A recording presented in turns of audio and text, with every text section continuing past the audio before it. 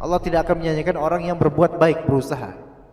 Innaka kadihun ila rabbika kadhan famulaqih. Enggak bakal disia-siakan oleh Allah Ta'ala.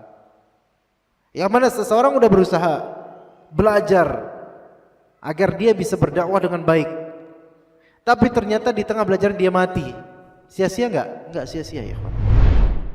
قل إنما العلم عند الله وإنما أنا نذير مبين.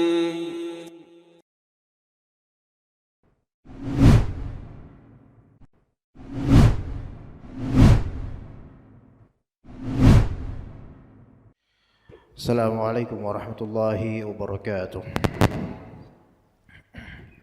Alhamdulillahilladzi karrama bani Adam wa faddalahum ala katsirin minal makhluqati wa yassara lahum min altafi barrihi wa asbabi karmihi ma bihi yantafi'una wa yartafi'una darajat. Wa asyhadu an la ilaha illallah wahdahu la syarika lah kamilul asma'i was sifat, wa asyhadu anna Muhammadan abduhu wa rasuluhu al-mustafa min jami'il barriyat. Allahumma salli wa sallim ala Muhammadin wa ala alihi wa ashabihi alladhina faddalul ummata bil ulumin nafi'ati wal a'malis salihat.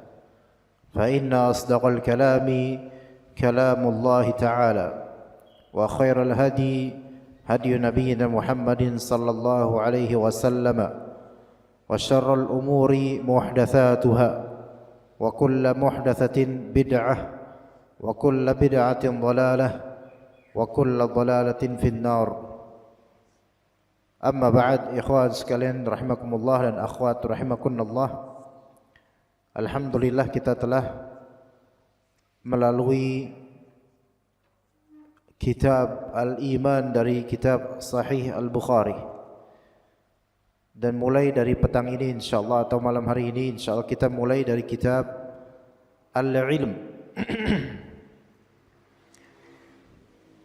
yang mana kitab ini insyaallah banyak membahas perihal ilmu, keutamaannya, adab-adabnya, dan manhajiyah atau tata cara dan sikap dalam menuntut ilmu.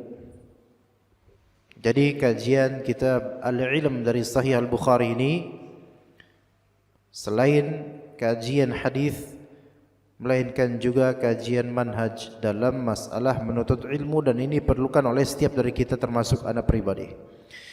Baik, tafadhal al-qari falyaqra. Bismillah. Alhamdulillah wassalatu wassalamu ala Rasulillah wa ala alihi wa sahbihi wa man walah. Qala muallif rahimahullahu ta'ala rahmatan wasi'ah. Kitabul Ilm.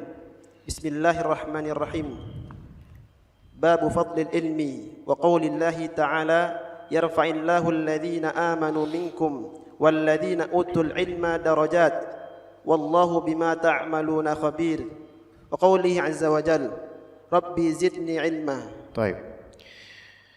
Qala al-Imam Al-Bukhari rahimahullah, bismillahirrahmanirrahim, Kitabu al-Ilmi, kitab ilmu. Kitab ini berisikan abwab, yaitu bab demi bab, dan di setiap babnya berisikan imma ayat Al-Quran, lebih-lebih hadis Nabi sallallahu alaihi wasallam. Karena itulah konsentrasi dan fokusnya kitab ini. Kitabul Ilmi, konten pertama dari kitab tersebut adalah bab fadlil ilm, keutamaan ilmu. Keutamaan ilmu.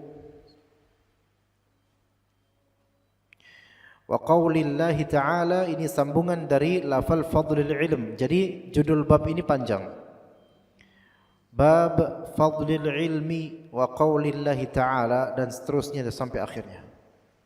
Perkataan Allah Subhanahu wa taala, yarfa'illahu alladhina amanu minkum walladhina utul ilma darajat wallahu bima ta'maluna khabir. Yarfa'illah, pastilah Allah Ta'ala akan mengangkat alladzina amanu minkum, orang-orang yang beriman di antara kalian, dari kalian, walladzina utul ilma, dan orang-orang yang diberikan ilmu. Di sini dengan lafal utul ilma, diberikan ilmu kepadanya, mengisyaratkan bahwasanya ilmu ini adalah mauhibah, yaitu pemberian, bukan semata-mata murni usaha kita tanpa izin Allah, melainkan ilmu ini pemberian. Di sini Allah Ta'ala mengangkat derajat dua karakter. Karakter pertama, karakter basicnya yaitu ilmu. Karakter kedua, karakter yang menjadikan karakter pertama iman, karakter pertama basicnya yaitu iman. Dan karakter yang kedua, karakter kelaziman dari iman, yaitu berilmu. Karena seseorang tidak bisa disebut beriman kecuali dia memiliki ilmu untuk dengannya dia beriman. Oleh karena itu para ulama mengatakan surat Al-Asr menjamak ilmu, amal, dakwah dan sabar. Wal 'asri innal insana lafi khusr illa alladzina amanu, kecuali orang beriman. Maka di sini konten iman di sini masuk ke dalamnya ilmu. Wa 'amilus shalihat, amal, wa tawassaw bil haqq, dakwah, wa tawassaw bis sabr, sabar. Taib, di sini ikhwas sekalian, kenapa iman dan ilmu itu saling melazimkan satu sama lain? Karena iman tanpa ilmu tidak jadi, dan ilmu tanpa iman tidak berguna. Iman tanpa ilmu maka tidak jadi dia keimanan, dan ilmu tanpa keimanan dia tidak berguna.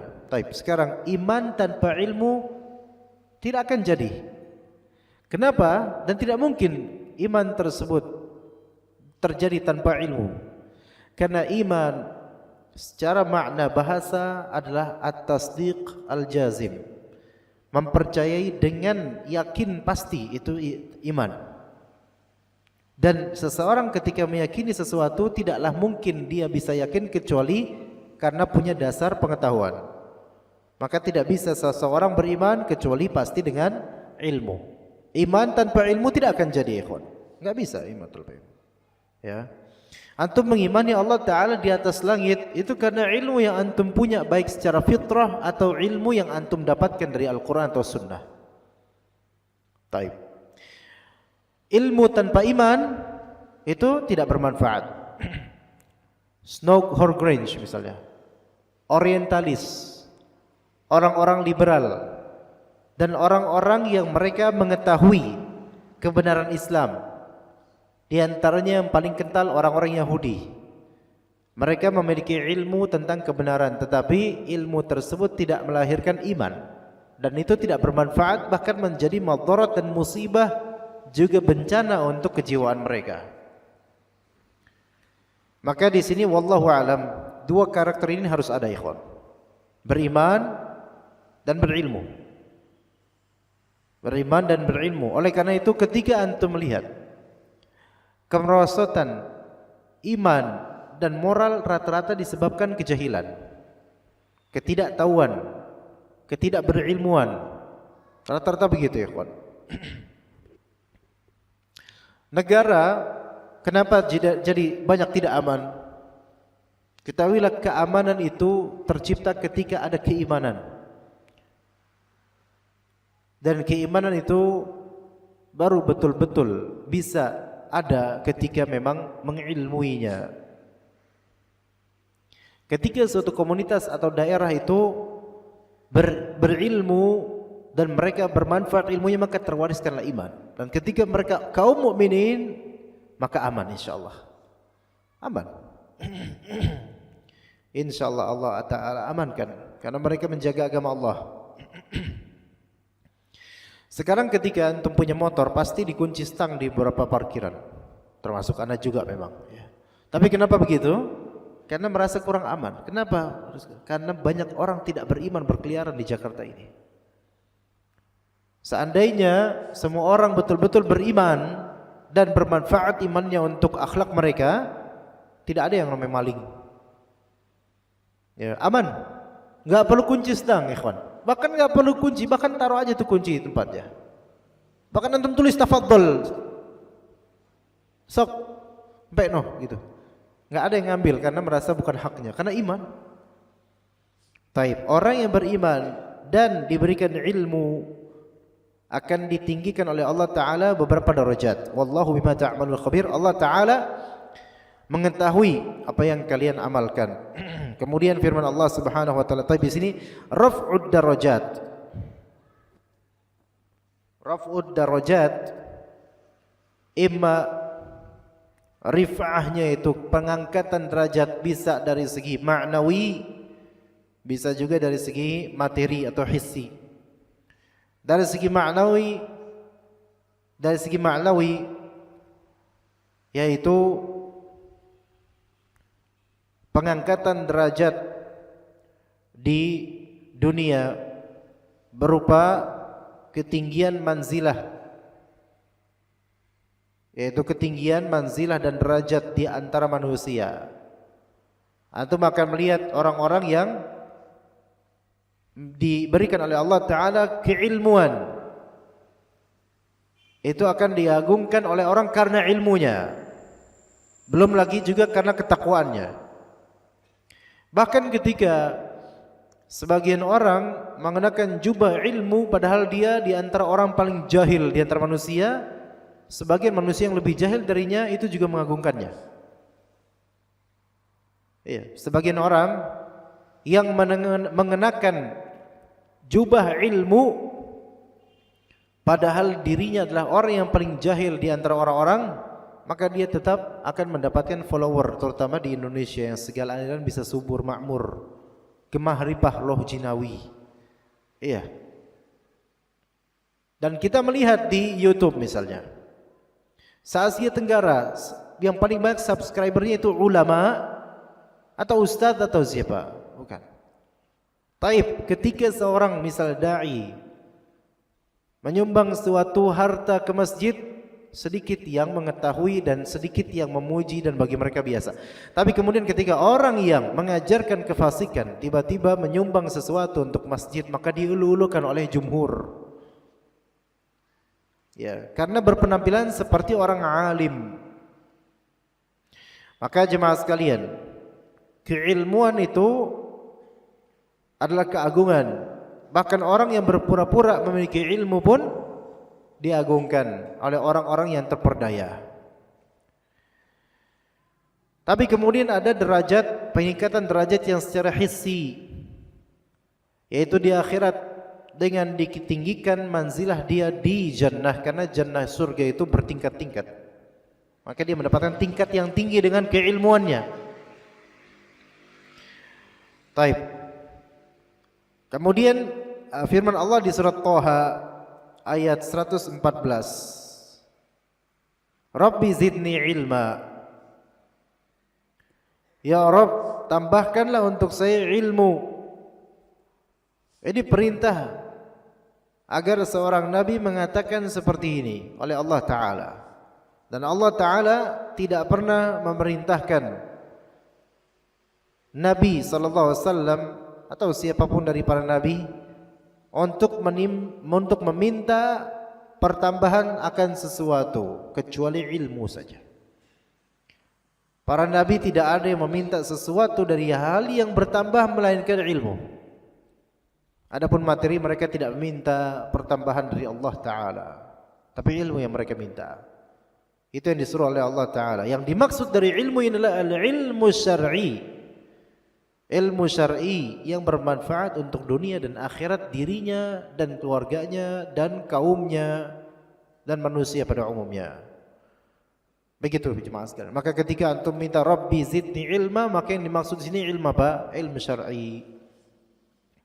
Pun kalau memang antum minta ilmu duniawi seperti kemahiran matematika, jago matematik, ya, boleh minta sama Allah akan hal tersebut. dan Allah Maha Kuasa.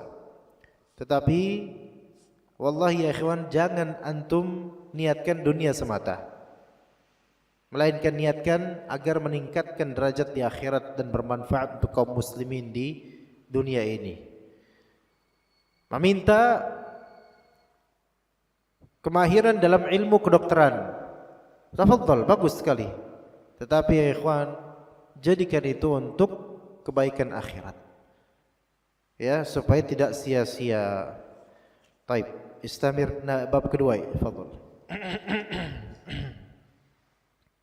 Qala muallif rahimahullah, bab man su'ila ilman wa huwa mushtaghilun fi hadithihi fa atamma al haditha thumma ajaba as-sa'il. Haddathana Muhammad ibn Sinan قال حدثنا فليح وحدثني إبراهيم بن منذر قال حدثنا محمد بن فليح قال حدثني أبي قال حدثني هلال بن علي عن عطاء بن يسار عن أبي هريرة قال بينما النبي صلى الله عليه وسلم في مجلس يحدث القوم جاءه أعرابي فقال متى الساعة؟ فمضى رسول الله صلى الله عليه وسلم يحدث فقال بعض القوم سمع ما قال فكره ما قال وقال بعضهم بل لم يسمع حتى إذا قضى حديثه قال أين أراه السائل عن الساعة؟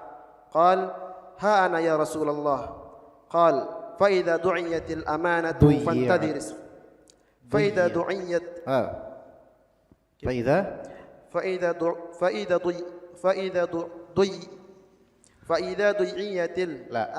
فإذا ضيعت الأمانة فانتظر الساعة. قال كيف إضاعتها؟ قال إذا وسد الأمر إلى غير أهله فانتظر الساعة. طيب أحسنت. باب من سئل علما, bab tentang orang yang ditanya tentang suatu ilmu dan yang ditanya itu wa huwa mushtaghilun fi hadithih, dia sedang sibuk dalam perbincangan ilmiahnya. Kayak seperti anak lagi sibuk dalam perbincangan ilmiah, dalam hadisnya. Lagi sibuk kayak gini, dipotong ditanya sama orang. Ya begitu. Fa atammal haditha, kemudian dia meneruskan perbincangan tersebut. Tidak terpengaruh oleh pertanyaan. Diteruskan, thumma ajaba as-sa'il, baru kemudian selesai pembicaraan itu dia menjawab penanya yang tadi bertanya. Itu ringkasnya dari hadis ini. Berkata Imam Al-Bukhari rahimahullah, haddatsana Muhammad bin Sinan qala haddatsana Fulayh wa haddatsani Ibrahim bin Munzir qala haddatsana Muhammad bin Fulayh qala haddatsani Abi حدثني هلال بن علي عن عطاء بن يسار عن أبي هريرة قال, kata Abu Hurairah, ini hadis Abu Hurairah, beliau berkata, bainama an-nabiy sallallahu alaihi wasallam fi majlisin yuhaddithul qauma, ketika bainama ini yaitu ketika Nabi sallallahu alaihi wasallam fi majlisin, di suatu majlis. Ketika disebutkan fi majlisin, nakirah ikhwan, umum atau nakirah mutlak, suatu majlis. Tapi majlis apa di sini ikhwan? Enggak mungkin majlisnya Nabi SAW tidak ada faedah, melainkan majlis yang dimaksud majlis ilmu. Majlis ilmu, ya. Dan ini menunjukkan Rasulullah SAW merealisasikan majlis ilmu.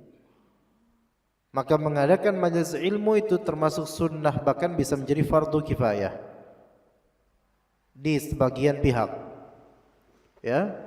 Dan menghadirinya itu juga hal yang sangat dianjurkan, bahkan bisa menjadi kewajiban jika tidak ada wasilah lain untuk menempuh jalan mencari ilmu. Tapi ketika ada wasilah lain, maka antum bisa memilih, imma datang ke majlis ilmu dan itu jauh lebih baik, atau mendengar radio sekarang, atau MP3, atau video dan seterusnya. Itu semua adalah jalan menuntut ilmu. Tapi yang afdal adalah datang ke majlis ilmu. Taib. Bainama an-nabiy sallallahu alaihi wasallam fi majlisin yuhaddithul qauma. Beliau sedang memberikan faedah kepada kaum yang dimaksud para sahabat. Kaum yang dimaksud adalah para sahabat. Ya, seperti ini tahditsul qaum ini namanya. Yaitu memberikan ceramah, faedah, jabaran dan seterusnya yang berilmu atau yang ilmiah. Ja'ahu a'rabi, lagi memberikan faedah, datang kepada beliau seorang a'rabi. A'rabi itu apa? Kalau di bahasa kita ya badui, yaitu orang desonya orang Arab. Desonya orang Arab itu badui, a'rabi sebutannya. Kalau desonya orang kita yang medok-medok itu ya orang desa ya. Dan ketika disebut a'rabi, orang pedalaman, tapi pedalamannya berarti padang pasir di sana. Maka akhlak mereka itu berbeda dengan orang Madani. Mereka memiliki jafa. Jafa itu apa ya? Akhlak yang tidak selaras dengan orang-orang kota. Yaitu kaku, saklek kalau bahasa kita, saklek apa ya? Ya begitulah. Ya. Beda sama Indonesia ya. Indonesia kalau wong desanya itu malah ramah. Apalagi yang versi Jawanya, Jawa Tengah. Solo, Klaten, nah itu. Wong desanya itu Magelang kalau bisa ketemu ya. Antum lewat diajak pinara ikhwan. Dan enggak sembarangan, antum pinara beneran dia welcome. Kalau di kota kan, ayo mampir Mas. Antum mampir beneran ditanya, "Lah ngapain Mas?" Katanya mau mampir. Tapi mereka ramah. Kalau Indonesia beda. Kalau di Arab semakin badui, semakin Arabi, itu semakin jafanya itu tinggi gitu ya, atau sakleknya itu loh. Akhlaknya beda. Maka Nabi lagi ceramah atau lagi menyampaikan ilmu, tiba-tiba datang itu Arabi dan langsung nanya. Tanpa tedeng aling-aling langsung nanya. Apa pertanyaan? Faqal matas sa'ah. Kapan hari kiamat? Ya. Rasulullah jawab enggak? Famadha Rasulullah sallallahu alaihi wasallam yuhaddits. Rasulullah terus meneruskan percakapan beliau, meneruskan penjabaran beliau. Ya. Faqala ba'dul qaum, sebagian sahabat berpendapat ketika itu, kenapa ya Nabi SAW kok ditanya beliau malah cuekin kalau bahasa kita, dikacangin gitu ya orang itu. Maka sebagian sahabat berpendapat sami'a maqal fakariha maqal. Itu kayak Rasulullah itu mendengar apa yang ditanya oleh orang Arabi itu, tapi beliau enggak suka dengan pertanyaan tersebut. Itu sebagian ulama berpendapat, sebagian sahabat berpendapat seperti itu. Wa qala ba'duhum, sebagian sahabat yang ada di majelis berpendapat bal lam yasma'. Enggak, pasti Rasulullah SAW itu tidak dengar. Karena biasa Rasulullah kalau mendengar langsung beliau respon, masa dicuekin, apalagi orang nyari ilmu kan. Jadi para sahabat ketika lagi Rasulullah SAW berujar itu, mereka saling menafsirkan keadaan gitu loh. Kira-kira Rasul dengar gak ya? Maka kemudian hatta idza qada hadithah, sampai ketika Rasulullah SAW menyelesaikan perbincangannya, maka berkata Rasulullah, aina as-sailu 'anis sa'ah. Mana tadi yang bertanya tentang hari kiamat? Baru direspon oleh Rasulullah SAW. Sok mana tadi ayo yang bertanya kiamat tadi mana tadi? Gitu. Ya. Maka kemudian kata orang Arabi tersebut, ha ana ya Rasulullah, nih saya ya Rasulullah. Maka berkata Rasulullah SAW, jawaban Rasulullah jemaah sekalian, bukan jawaban kapan, tanggal berapa, bulan apa. Enggak kayak sebagian dai zaman sekarang, dai akhir zaman, yang tanda-tanda akhir zaman ada pada dai-dai tersebut. Maka kata Rasulullah SAW, fa idza dhuyyatil amanatu fantadhiris sa'ah. Jika amanat disia-siakan, maka tunggulah kehancuran atau hari kiamat, maksudnya sa'ah hari kiamat. Jika amanah disia-siakan, maka tunggulah hari kiamat. Hadis ini bisa dimaknai zahir, jelas. Ketika terjadi di umat itu amanah disia-siakan, maka menunjukkan dekatnya hari kiamat. Dan yang kita khawatirkan itulah apa yang ada pada sekitar kita sekarang. Ya, amanat disia-siakan, dan amanat itu banyak sekali. Tapi kemudian A'rabi tersebut bertanya lagi, penasaran, kaifa idha'atuha, bagaimana format atau bentuk penyanyian terhadap amanah tersebut ya Rasulullah. Maka Rasulullah SAW menjawab, idza wussidal amru ila ghairi ahli fantadhiris sa'ah. Jika wussidal amru, perkara di wussida, Pak, sampean kalau tahu bantal, Pak, itu wisadah. Bantal itu wisadah. Maka wussidah jika perkara dibantalkan kepada ghairi ahli. Gimana pembahasannya? Jika perkara diserahkan total, diserahkan begitu saja kepada orang yang bukan ahlinya, fantadrisa, maka tunggulah hari kiamat. Artinya itu tanda-tanda dekatnya hari kiamat ketika banyak orang-orang yang tidak berkompeten di bidang tersebut, mereka berada di bidang tersebut dan masyarakat mengandalkan orang-orang ini yang tidak memiliki kompeten atau kapabilitas atau tidak amanah. Ya, karena syarat profesionalisme dalam Islam dua, qawiyun amin. Sebagaimana kata calon istrinya Nabi Musa, wahai bapakku, istajirhu, sewa dia, Nabi Musa itu. Sebaik-baik yang bisa kita pekerjakan adalah qawi amin. Qawi capable, amin dipercaya, apa bahasa? Trustful atau semacam itulah. Ya. Jujur, apa? Capable, mampu, skillful, mempunyai skill, dan amanah. Itu dua itu. Profesional itu dua itu cuma dalam Islam. Ifrit pun berkata begitu. Ifrit itu profesional ketika mau menservis Nabi Sulaiman alaihissalam. Jadi kalau sekarang kita bekerja tidak profesional, antum kalah sama Ifrit. Ya, kalah. Ifrit aja dia pernah menjadi workaholic ya, kepada Nabi Sulaiman alaihissalam. Dan Ifrit ini walaupun setan, tunduk sama Nabi Sulaiman dan melabelkan diri, saya profesional, qawi amin, terpercaya dan juga bisa.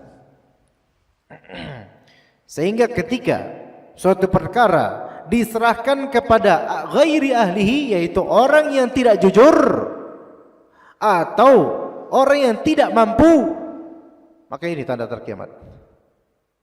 Apalagi kalau perkara tersebut berkaitan dengan dengan masalah waliyul amri. Dan waliyul amri terbagi menjadi dua, yaitu ulama dan kedua umara.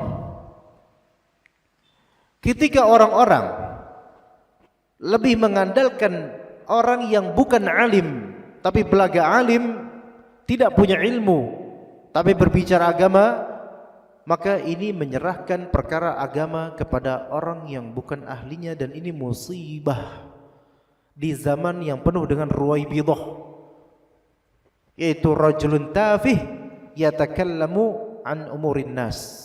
Siapa ruwaibidah? Orang yang tafih, orang yang sifatnya eceran, yaitu remeh, receh, enggak punya ilmu, tapi berbicara tentang urusan banyak orang, baik politik, agama dan seterusnya. Banyak di media sosial bergentayangan seperti ini. Di Instagram, YouTube, Twitter, Facebook, banyak. Yang mereka adalah orang-orang yang rendahan, tidak punya ilmu, bicara tapi followernya banyak, dan ya banyak yang like dan banyak yang terhipnotis dengan kebodohannya. Maka ini banyak orang menyerahkan perkara masyarakat atau agama atau ilmu kepada orang yang tidak memiliki apapun tentangnya, kecuali opini yang tidak ada dasarnya, kecuali kekosongan atau emosi. Begitu juga ketika banyak dari orang sekarang, mereka menjadikan barometer keulamaan seseorang adalah yang sudah naik mimbar khutbah Jumat, ulama, atau yang pintar orasi, ulama, yang bisa memprovokasi kaum muslimin untuk menentang penguasa, ulama. Itu baru disebut ulama. Tidak melihat dari dalil, tidak, tapi melihat dari tegapnya dan juga tegasnya suara dan kalimat. Maka jemaah sekalian, kalau memang ilmu itu standarnya adalah retorika, maka iblis itu number one dari segi retorika. Bahkan Nabi Adam yang seorang nabi itu bisa kena dengan retorika iblis. Lihat di surat Al-A'raf, lihat di surat-surat lainnya, lihat bisikan-bisikan iblis, retorika. Seolah-olah laminan nasihin, aku termasuk orang yang menasihatimu wahai Adam. Masya Allah, permainan retorika. Sampai Nabi saja bisa terperdaya dengan izin Allah Ta'ala, sebab dengan hikmahnya. Kan jemaah sekalian, hati-hati dalam masalah ini, satu. Dan yang kedua, waliul amri dari segi pemerintahan, ketika tidak diserahkan kepada orang yang bertakwa dan orang yang menjalankan syariat Allah, maka tunggu saja. Tunggu saja dekatnya hari kiamat akan hal ini. Tetapi tetap harus wajib ada penguasa, hatta fasik harus ada. Harus ada. Ya, bagaimanapun kita doakan agar Allah memberi hidayah kepada orang-orang yang mungkin menurut kita tidak berkompeten dalam menunaikan amanahnya. Maka jemaah sekalian, ini jelas kata Nabi SAW, kehancuran itu diawali dari apa? Ketika perkara tidak diserahkan kepada ahlinya. Dan sekarang jemaah sekalian, atas maupun bawah itu banyak kasus seperti ini. Sekarang ada orang kuliah di kampus ternama, yang penting di kampus tersebut, mau masuk fisika, mau masuk kimia, ternyata enggak bisa, maka masuklah ke jurusan-jurusan maaf buangan, jurusan bahasa yang peminatnya sedikit. Tapi yang penting di kampus itu, ya, yang penting kampus itu, yang penting lulus alma maternya apa? Masya Allah. Padahal isinya tidak ada dia. Itu bukan jurusan yang dia inginkan. Tapi demi gengsi, demi lambang, demi warna toga dan seterusnya, akhirnya kemudian lulus. Ya, lulus. Entah gimana caranya kok orang ini bisa lulus. Dan kemudian akhirnya kerja di tempat-tempat yang dia tidak punya kompeten di sana. Contoh, ketika dia mau lamar kimia, nggak diterima, masuk ke bahasa. Lulus dari kampus ini karena punya nama, masuk menjadi pegawai bank. Coba, ada nyambungnya nggak, ikhwan? Kimia, terus ke bahasa, terus ke bank. Ini kira-kira mau ngelobi terus ngebom kali gitu ya, mau ngapain? Wallahu a'lam. Itu banyak seperti itu, ikhwan. Kenapa? Kadang orang karena prinsipnya itu yang penting saya dapat uang, penghasilan, punya anak bisa menafkahi, dan kemudian saya nanti mati mewarisi gitu. Enggak ada cita-cita menjadi ahli dalam bidang yang saya inginkan, betul-betul belajar betul-betul sehingga bisa dan memberi manfaat kepada orang. Rezeki Allah yang tanggung, bismillah. Itu jarang yang seperti itu, ikhwan. Sekarang terutama ketika ekonomi ini betul-betul tertekan, banyak orang tertekan. Yang penting saya dapat duit, yang penting dapat duit pokoknya. Maka banyak orang-orang yang bekerja tidak sesuai dengan perkara yang dia mampu tadinya. Yang sampai kapanpun dia nggak mampu ternyata dengan itu. Karena dia setengah-setengah bekerja ya, nggak mutqin. Akhirnya ya begitulah yang terjadi sekarang, Mas. Maka di sini Anda pesankan kepada diri Anda juga, ikhwah sekalian. Bidang yang antum geluti, jadilah orang yang mahir di dalamnya. Jangan setengah-setengah. Dan jangan asal caplok. Pertama saya bulan ini jadi pedagang bakso, nanti kemudian tahun depan saya jadi somai, bukan jadi somai, jadi pedagang somai. Kemudian nanti jadi montir, kemudian tahun depannya ntar jadi ojek online, kemudian tahun depannya saya jadi pegawai bank, lebih tepatnya satpamnya. Kemudian tahun berikutnya enggak ganti-ganti. Ya. Maka jemaah sekalian, ini anjuran betul-betul agar seseorang memegang amanah dia dan menjadi seorang yang profesional dalam memegangnya. Bukan sebatas yang penting dapat duit, bukan. Tapi dia seorang yang mutqin dalam hal tersebut. Taib. Di dalam hadis ini jemaah sekalian, ada faedah, yaitu seorang yang alim itu boleh, kalau bahasa kasarnya, ngacangin, sedikit mencueki, tidak menggubris celotehan atau pertanyaan dari seorang ketika dia sedang menjelaskan perkara ilmu. Iya. Buktinya Rasulullah melakukannya. Bukan masalah sombong, tapi ini masalah yang namanya ta'dib, yaitu pemberian adab. Dan juga sebaliknya, orang yang bertanya hendaklah beradab. Janganlah dia bertanya kepada seorang alim yang sedang sibuk. Yang sedang sibuk dengan perbincangannya dan interaksi kepada kaum muslimin. Baik. Sekarang mungkin Anda bertanya, Ustaz, gimana integrasinya dengan kisah Abdullah bin Umi Maktum, abasa wa tawalla an ja'ahul a'ma? Paham enggak? Kan Abdullah bin Umi Maktum datang ya, nanya ke Rasulullah tentang faedah, dan Rasulullah sedang melobi orang-orang kafir. Paham ya? Ditegur sama Allah karena Rasulullah SAW abasa wa tawalla, bermuka masam. Loh, terus ini apa bedanya? Kok yang ini boleh, yang itu kok ditegur sama Allah Ta'ala? Ada beberapa perbedaan. Perbedaan pertama, hadis ini di majlis yang isi kaum muslimin. Itu satu. Adapun peristiwa atau cerita Abdullah bin Umi Maktum, itu Rasulullah sedang berbicara dengan orang-orang kafir. Yang artinya apa? Artinya kita sama-sama muslim, gitu loh. Adapun di cerita Abdullah bin Umi Maktum, Rasulullah itu mendahulukan bincang kepada orang-orang kafir dibandingkan seorang muslim. Itu satu. Kedua, perbedaan kedua dari dua hal dari hadis ini atau dari sababun nuzul ayat tersebut. Yang kedua, Badui di cerita hadis ini, dia memiliki akhlak yang tidak baik, dan dia perlu diajari untuk berakhlak baik. Itu dua. Adapun Abdullah bin Maktum, itu bukan maksud dia untuk tidak berakhlak baik, karena dia tidak mengetahui konteks dan kondisi karena buta. Dia nggak ngerti. Maka wajar kalau beliau tiba-tiba nanya, ya Rasulullah. Nah, wajar lah, orang nggak tahu kok. Maka Allah tegur Rasulullah di konteks yang abasa wa tawalla itu. Itu kedua. Ya. Dan yang ketiga, kita di sini tidak ada keterangan apakah Badui ini bertanya seperti ini memang betul-betul berniat untuk menggali ilmu sampai meninggikan imannya atau tidak, kita nggak ada keterangan.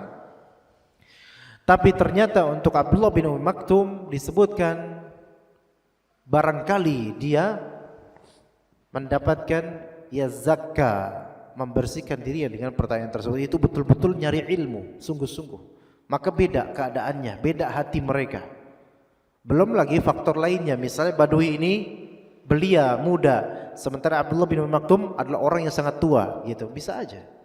Ala kulli hal beda cerita. Itu tadi ada sebutkan perbedaannya. Baik, dilanjutkan hadis berikutnya, bab berikutnya. Fadhil. Qala muallif rahimahullah, bab man rafa'a sawtahu bil ilm. Haddatsana Abu Nu'man Arim ibn al-Fadl qala haddatsana Abu Awanah an Abi Bishr an Yusuf ibn Mahak an Abdullah ibn Amr qala تخلف عنا النبي صلى الله عليه وسلم في سفرة سافرناها فأدركنا وقد أرهقتنا الصلاة ونحن نتوضأ فجعلنا نمسح على أرجلنا فنادى بأعلى صوته ويل للأعقاب من النار مرتين أو ثلاثا. Bab man rafa'a sautahu bil ilm. Bab orang yang mengangkat suaranya dengan ilmu. Mengangkat suara dengan ilmu. Berarti mengangkat suara dengan ilmu, ya, mengangkat suara dengan ilmu yang disampaikan. Ya.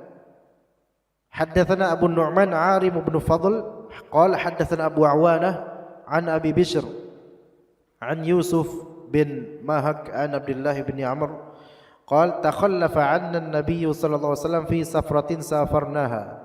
Rasulullah sallallahu alaihi wasallam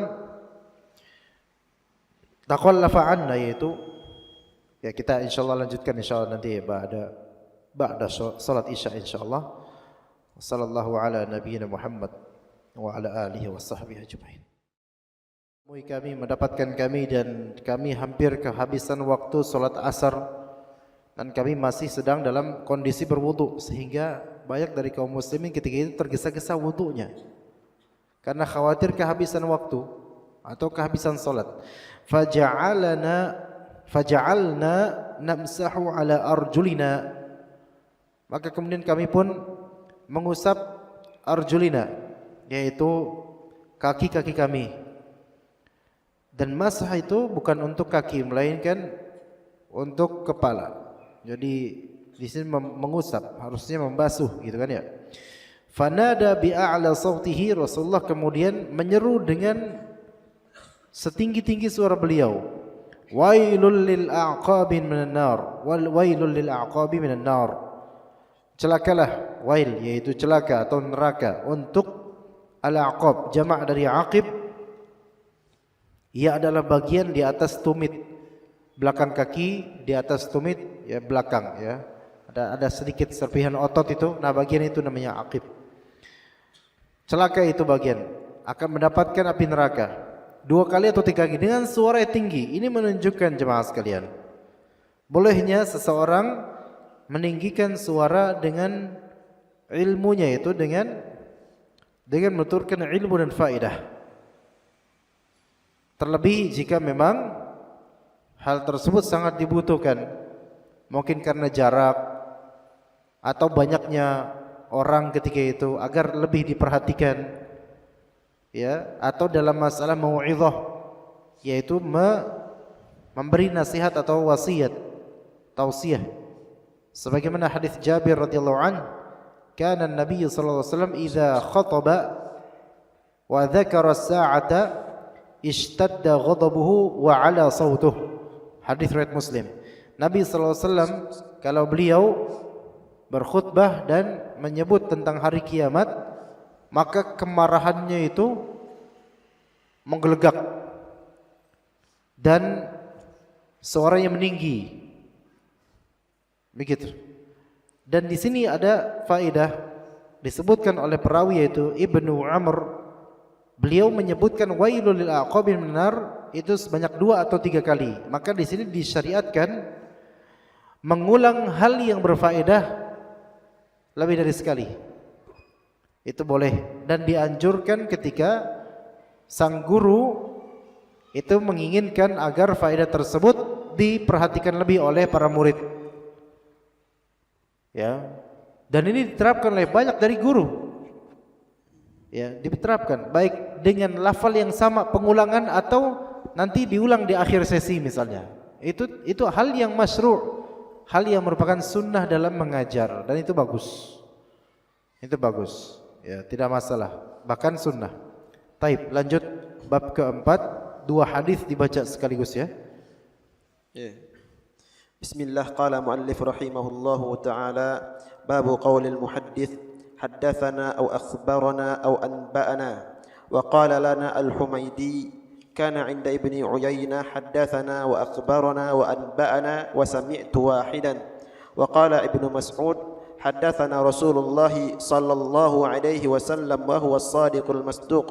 وقال شقيق عن عبد الله: سمعت النبي صلى الله عليه وسلم كلمة.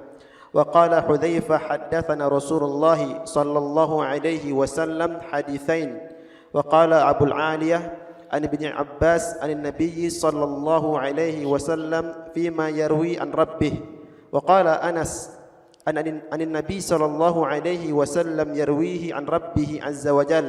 وقال أبو هريرة عن النبي صلى الله عليه وسلم يرويه عن ربكم عز وجل. Ya, taib, yang ini kita tidak jelaskan. Kita langsung ke hadis. Ya, taib.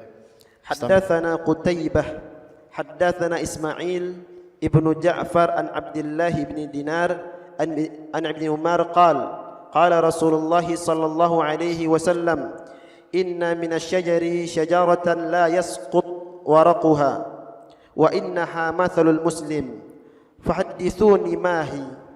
فوقع الناس في شجر البوادي.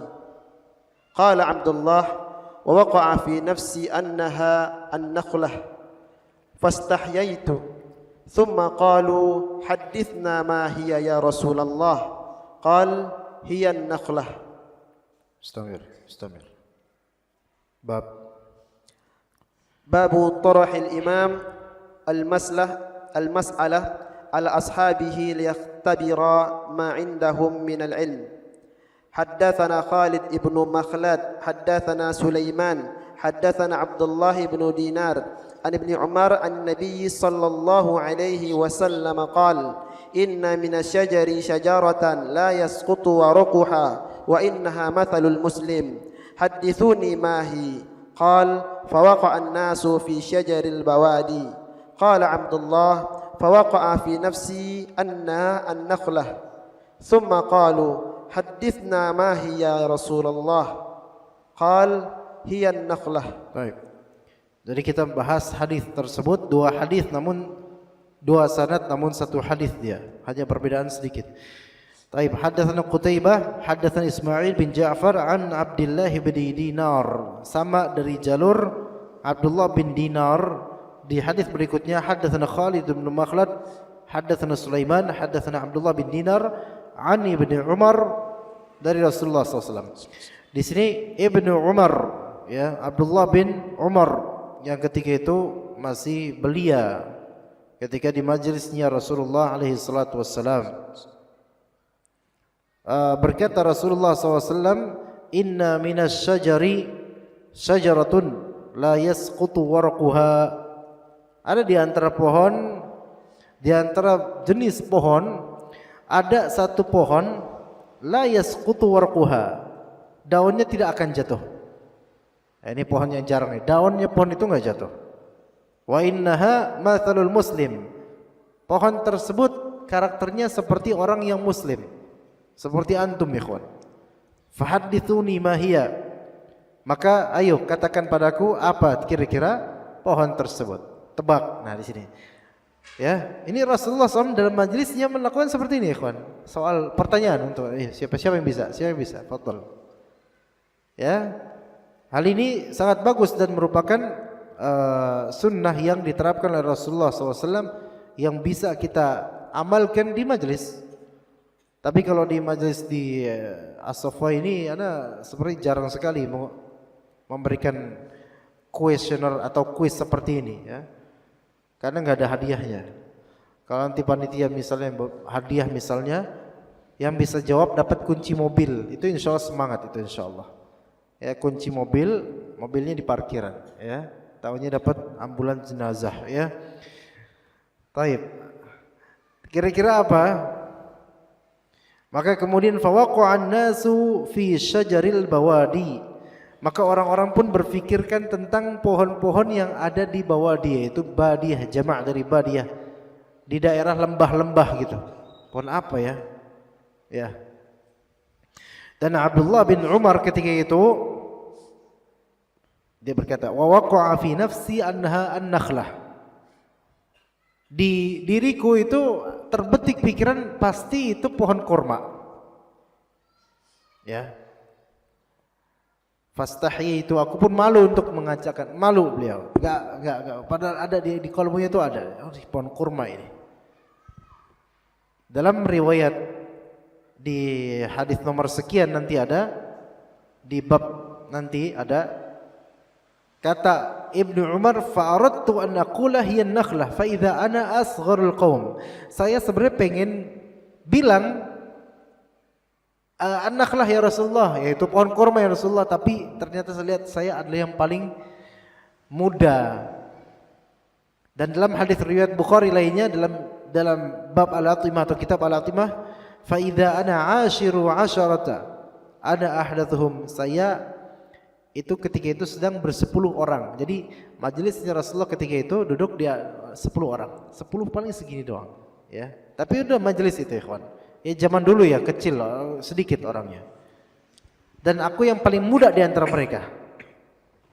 Dalam riwayat lain, Ibnu Umar bilang, "Wa ra'aitu Abu Bakrin wa Umar la yatakallamani fakarihtu an atakallam." Pas Nabi memberikan kuis seperti itu, aku melihat Abu Bakar dan Umar. Abu Bakar dan Umar itu syekhon, syekhnya para sahabat. Lihat Abu Bakar dan Umar, wah. Abu Bakar aja kalem, ngeliat Umar bapaknya, bapak saya aja kalem, masa saya nanti kalau bahasa Betawi nyelonjong, tahu nggak nyelonjong, Pak? Orang Betawi bilang nyelonjong, nyelonjong tuh kurang ajar, gitu loh, nggak enak, kurang adab. Kalau saya yang jawab nggak enak, bapak saya aja kalem, Abu Bakar diam, masa saya jawab, gitu ya. Maka kemudian para sahabat nyerah. Tsumma qalu, beda sama kita ya, kalau kita ditanya sama guru sama ustaz, kita bukan nyerah, tapi emang gak mau jawab, ya. Kalau mereka berusaha apa ya, nggak bisa ya Rasulullah, ya. Maka kata mereka, kata para sahabat, haditsna ma hiya ya Rasulullah, beritahu kami apa itu Rasulullah, kita nyerah nggak tahu. Maka kata Rasulullah, hiya an-nakhlah, dia adalah pohon kurma. Ya, jadi yang ada di pikiran Ibnu Umar itu benar sebenarnya, kan. Dan luput dari pikiran semua sahabat yang senior. Tapi terbit di benaknya sahabat yang paling junior, yaitu Abdullah bin Umar. Maka ini merupakan, jemaah sekalian, di sini ada faedah bahwasanya ada kalanya suatu ilmu itu luput dari seorang alim yang kabir. Bisa terjadi.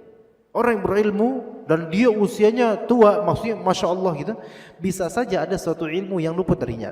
Buktinya Abu Bakar tidak menjawab, masih mikir gitu, apa ya. Umar tidak menjawab. Emang mereka kurang berilmu apa dibandingkan sahabat lainnya? Tapi mereka, Allah Ta'ala kosongkan pikiran tentang pohon kurma gitu loh. Masya Allah, ya. Dan yang Allah Ta'ala berikan serpihan ilmu, yaitu jawabannya itu yang paling muda, yaitu Abdullah bin Umar. Masya Allah. Maka ini menunjukkan bahwasanya ilmu itu adalah mauhibah. Ilmu itu adalah pemberian, ya.